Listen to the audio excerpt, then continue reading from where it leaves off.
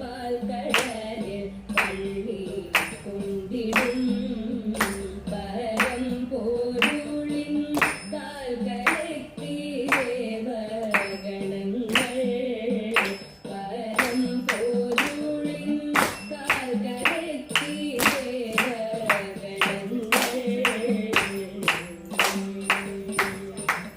ശങ്കരൻ തൻ തപസ്സിനു ഭംഗമേകുവതിന്നു കൗശലം ശങ്കരൻ തൻ തപസ്സിനു ഭംഗമേകുവതിന്നു കൗശലമാരായപ്പോൾ ലക്ഷ്മീപതിയുടെ വാക്ക് കേട്ടു വരമായി സുമഗാനം